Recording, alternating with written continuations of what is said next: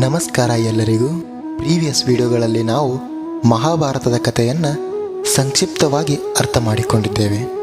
ಇನ್ನು ಮುಂದಿನ ವಿಡಿಯೋಗಳಲ್ಲಿ ನಾವು ಭಗವದ್ಗೀತೆಯಲ್ಲಿ ಬರುವಂತಹ ಪ್ರತಿ ಅಧ್ಯಾಯದ ಶ್ಲೋಕಗಳನ್ನು ಒಂದೊಂದಾಗಿ ಅರ್ಥ ಮಾಡಿಕೊಳ್ಳೋಣ.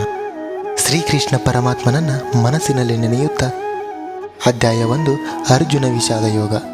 ಶ್ಲೋಕ ಹೀಗಿದೆ: ಧೃತರಾಷ್ಟ್ರ ಉವಾಚ ಧರ್ಮಕ್ಷೇತ್ರೇ ಕುರುಕ್ಷೇತ್ರೇ ಸಮವೇತಾಯುತ್ಸವಂ ಮಾಮಕಾಂ ಪಾಂಡವೈಶ್ಚೈವ ಕಿಮಕೂರ್ವತ ಸಂಜಯ.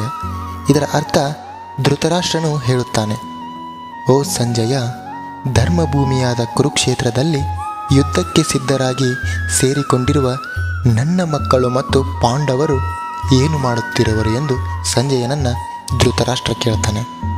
ಧರ್ಮಕ್ಷೇತ್ರ ಅಂದರೆ ಕುರುಕ್ಷೇತ್ರ, ಇದು ಪವಿತ್ರ ಸ್ಥಳ.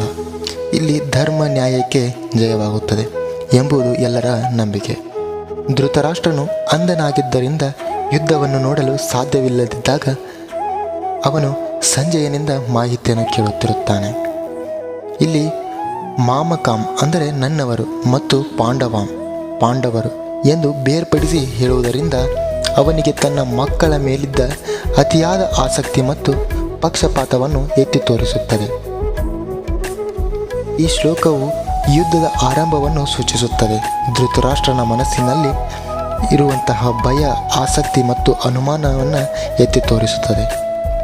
ಧರ್ಮದ ಸ್ಥಳದಲ್ಲಿ ನಡೆಯುವ ಯುದ್ಧದಲ್ಲಿ ಯಾರಿಗೆ ಜಯ ಸಿಗುತ್ತದೆ ಎಂಬ ಕುತೂಹಲ ಇಲ್ಲಿಂದ ಪ್ರಾರಂಭವಾಗುತ್ತದೆ. ಧೃತರಾಷ್ಟ್ರ ಕೇಳಿರುವ ಈ ಪ್ರಶ್ನೆಗೆ ಸಂಜಯನು ಉತ್ತರ ನೀಡುತ್ತಾನೆ. ಶ್ಲೋಕ 2 ಸಂಜಯ ಉವಾಚ ದೃಷ್ಟ್ವಾತು ಪಾಂಡವಾನಿಕಂ ವ್ಯೂಢಂ ದುರ್ಯೋಧನಸ್ತದ ಆಚಾರ್ಯಮುಪಸಂಗಮ್ಯ ರಾಜ ವಚನ ಬ್ರವೀತ್. ಇಲ್ಲಿ ಸಂಜಯನು ಧೃತರಾಷ್ಟ್ರನಿಗೆ ಹೇಳುತ್ತಾನೆ, ಓ ರಾಜನೇ, ಪಾಂಡುಪುತ್ರರ ಸೇನಾವ್ಯೂಹವನ್ನು ವೀಕ್ಷಿಸಿದ ನಂತರ ರಾಜ ದುರ್ಯೋಧನನು ತನ್ನ ಗುರುಗಳ ಬಳಿಗೆ ಹೋಗಿ ಮಾತನಾಡುತ್ತಿರುವನು ಎಂದು ಹೇಳುತ್ತಾನೆ. ಧೃತರಾಷ್ಟ್ರನು ಒಬ್ಬ ಹುಟ್ಟು ಕುರುಡನಾಗಿರುತ್ತಾನೆ. ದುರಾದೃಷ್ಟವಶಾತ್ ಅವನು ಆಧ್ಯಾತ್ಮಿಕವಾಗಿಯೂ ಕೂಡ ಕುರುಡನಾಗಿರುತ್ತಾನೆ. ಧರ್ಮದ ವಿಷಯದಲ್ಲಿ ತನ್ನ ಮಕ್ಕಳು ತನ್ನಷ್ಟೇ ಕುರುಡರು ಎಂದು ಅವನಿಗೆ ತಿಳಿದಿದ್ದರೂ ಕೂಡ ಹುಟ್ಟಿದಾಗಿನಿಂದ ಧರ್ಮಿಷ್ಠರಾಗಿದ್ದ ಪಾಂಡವರೊಡನೆ ತನ್ನ ಮಕ್ಕಳು ಒಪ್ಪಂದ ಮಾಡಿಕೊಳ್ಳಲು ಒಪ್ಪದೇ ಇರುವುದು ಅವನಿಗೆ ಖಚಿತವಾಗಿತ್ತು. ಆದರೂ ಅವನಿಗೆ ಕುರುಕ್ಷೇತ್ರದ ಪ್ರಭಾವದ ಬಗ್ಗೆ ಅನುಮಾನವಿತ್ತು. ರಣರಂಗದಲ್ಲಿ ಏನಾಯಿತು ಎಂದು ಕೇಳುವುದರಲ್ಲಿ ಧೃತರಾಷ್ಟ್ರನ ಉದ್ದೇಶವೇನು ಎಂದು ಸಂಜಯ ಅರ್ಥ ಮಾಡಿಕೊಳ್ಳಬಲ್ಲವನಾಗಿದ್ದ. ಆದುದರಿಂದ ಸಂಜಯನು ವಿಷಣ್ಣನಾಗಿದ್ದ ರಾಜನಿಗೆ ಉತ್ಸಾಹ ಭರಿಸಲು ಬಯಸಿದನು. ರಾಜನಿಗೆ ಅವನ ಮಕ್ಕಳು ಧರ್ಮಕ್ಷೇತ್ರದ ಪ್ರಭಾವದಿಂದ ಯಾವುದೇ ರೀತಿಯ ರಾಜಿಯನ್ನು ಮಾಡಿಕೊಳ್ಳುವುದಿಲ್ಲ ಎಂದು ಭರವಸೆಯನ್ನು ನೀಡುತ್ತಾನೆ. ದುರ್ಯೋಧನನು ಪಾಂಡವರ ಸೇನಾಬಲವನ್ನು ವೀಕ್ಷಿಸಿದ ನಂತರ ಸನ್ನಿವೇಶವನ್ನು ವಾಸ್ತವವಾಗಿ ತಿಳಿಸಿಕೊಡಲು ಸೈನ್ಯಾಧಿಪತಿಯಾದ ದ್ರೋಣಾಚಾರ್ಯರ ಬಳಿಗೆ ಹೋಗುತ್ತಾನೆ ಎಂದು ಹೇಳುತ್ತಾನೆ.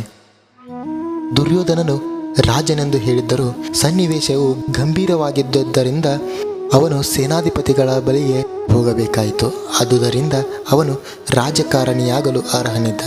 ಆದರೆ ದುರ್ಯೋಧನನ ರಾಜತಾಂತ್ರಿಕ ಸೋಗು ಪಾಂಡವರ ಸೇನಾವ್ಯೂಹವನ್ನು ಕಂಡಾಗ ಆತನಿಗೆ ಆದ ಭಯವನ್ನು ಇಲ್ಲಿ ಮುಚ್ಚಿಡಲಾಗಲಿಲ್ಲ.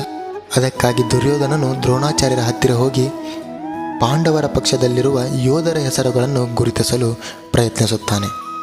ದುರ್ಯೋಧನನು ಯಾವ ಯೋಧರ ಹೆಸರನ್ನು ಗುರುತಿಸುತ್ತಾನೆ ಎಂಬುದನ್ನು ಮುಂದಿನ ಭಾಗದಲ್ಲಿ ನೋಡೋಣ. ಧನ್ಯವಾದಗಳು.